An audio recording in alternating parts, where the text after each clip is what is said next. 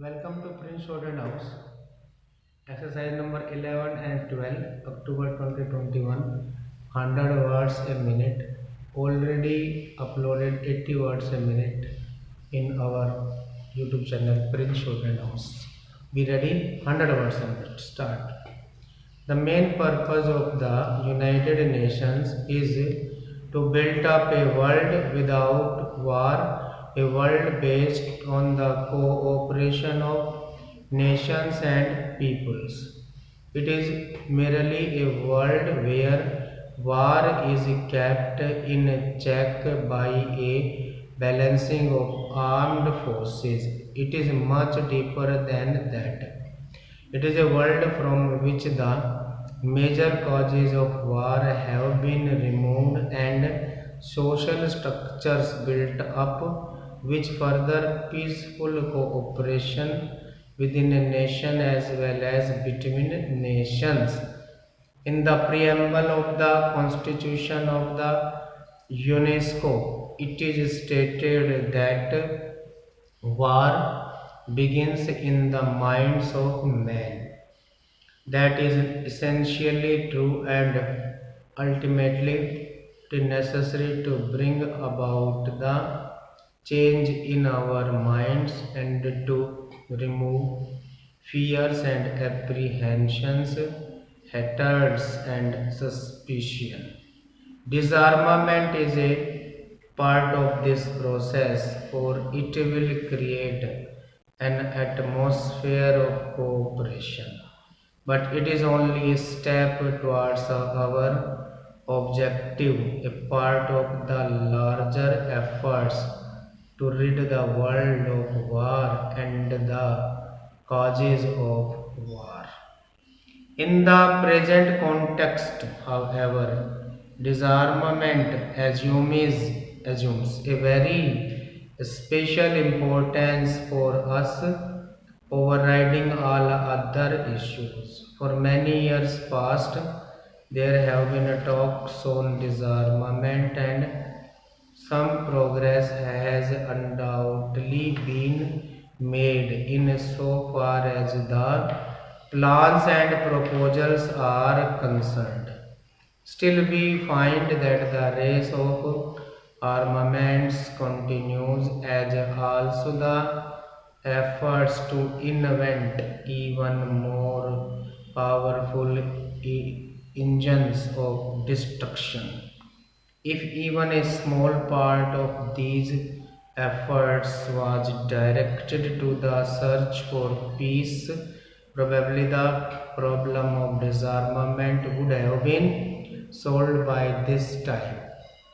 Apart from the moral imperative of peace, every practical consideration leads us to that conclusion. For, as everyone knows, the choice today in this nuclear age is one of the utter annihilation and destruction of civilization, or the some way to have peaceful coexistence between nations. There is no middle way. If war is an abomination and an ultimate crime which has to be avoided, we must fashion our minds and policies accordingly. There may be risks, but the greatest risk is to allow the present dangerous drift to continue. In order to achieve peace, we have to develop a climate of peace and tolerance, and to avoid speech and action which tend to increase fear and hatred. And at the present, it may not be possible to reach the full disarmament in one step, though every step would be conditioned to that end. We live in an age of great revolutionary changes brought about by the advance of science and technology. There is lies in the hope for the world and also the danger of sudden death. Because of these advances, the time we have for controlling the forces of destruction is strictly limited. If within the next 3 or 4 years effective disarmament is not agreed to and implemented, then all the goodwill in the world will not be able to stop the drift to certain disaster. In the context of things as they are today, the great nations, the United States of America and the Soviet Union, hold the key to war and peace. There is a great responsibility, but every country, big or small, is concerned in this matter of peace and war, and therefore every country must shoulder its responsibility and work to this end. In order to deal with these big issues effectively, we have to take big and impersonal views. It is only the United Nations as a whole that can ultimately solve these problems. Therefore, while all efforts towards disarmament must be welcomed, the United Nations should be closely associated with such efforts. The question of disarmament has been considered at various levels. There is the question of general disarmament and of the ending of test explosions of nuclear and thermonuclear weapons. So far as test explosions are concerned, considerable progress has been made in the discussions of the committee which has been meeting in Geneva. Indeed, it would appear that an agreement has been reached on many basic issues and only a little more effort is needed to complete this agreement. I suggest that a final agreement on this subject should be reached as early as possible. This is not, strictly speaking, disarmament, but undoubtedly any such agreement will bring a large measure of relief to the world. Disarmament must include the prohibition of the manufacture, storage and use of weapons of mass destruction as well as the progressive limitation of conventional weapons. It is admitted that disarmament should take place in such stages as to maintain broadly the balance of armed power. It is only on this basis that success can be achieved and this pervading sense of fear countered. It must also be clearly understood that disarmament and a machinery for control must go together and neither of these can be taken up singly, and now a proposal has been made that the question of disarmament should be referred to a committee of experts. In fact, experts have been considering this matter during the past years and we have had the advantage of their views. Stop. Next paragraph is number 12. Basically, what do we want from our foreign policy? What is the ideal we pursue? Is that ideal divorced from the practical interest of the country or is it allied with it? As it happens, our ideal and practical interest are the same. No government can afford, however idealistic it may be, to leave or neglect the practical interest of the country. We have believed that freedom is indivisible and peace is indivisible, that economic prosperity is indivisible. And these are the fundamentals on which our foreign policy is based. We have stood for the freedom of all countries, even when we were not free, when we were in no position to help other countries. We went out of our way to give them whatever moral and other support we could. And I know that that moral support was welcomed and it did help these countries. Full stop. Today we have the same stand.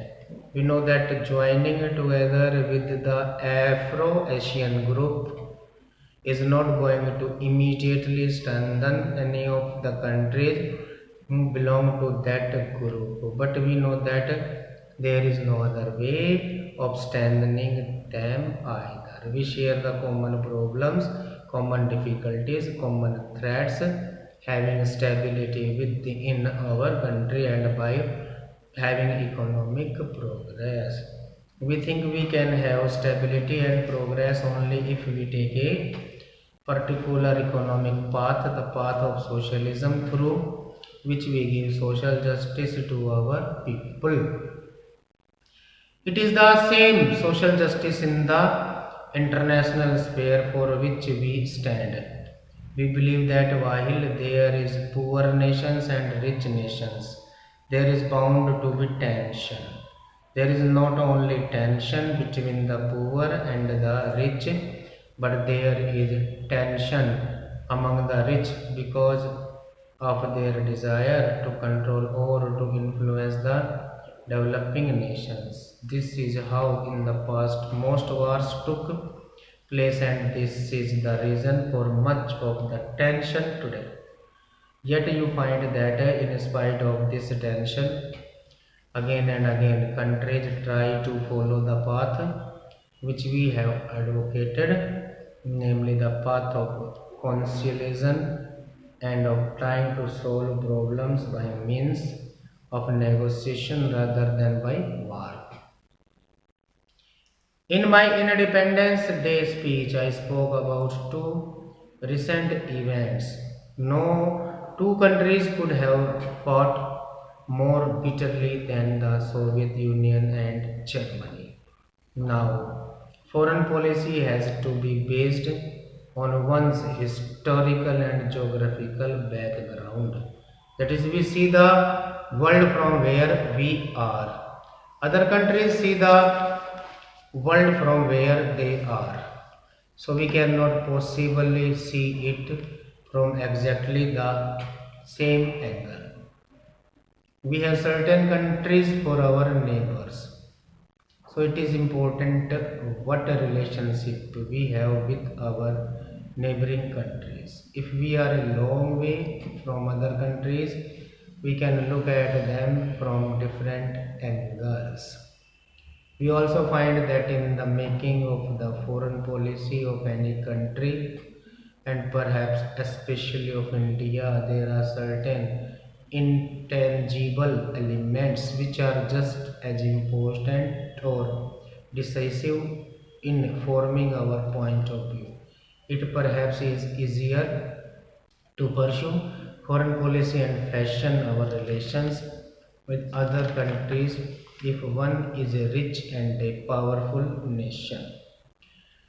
Now, India is not a rich or a powerful nation, and we have to keep that in view.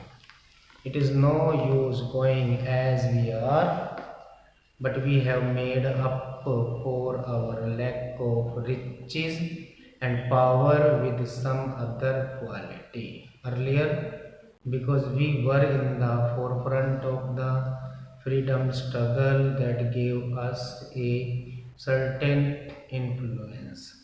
Also, because we had leaders of stature who were able to give inspiration to other countries who were in a similar position as we were. Today, that situation has changed. All these countries have been free for a number of years. They are all trying to stand on their own feet, and none of them would like to be guided by any other country. They would like to have friends, but they would not like to feel that any one country is superior to them. We ourselves perhaps would not like that position. So we can understand that other countries, and especially countries which are smaller, do not like the position, and we should be very careful that at no time we give an impression that we are wanting to take a leading position.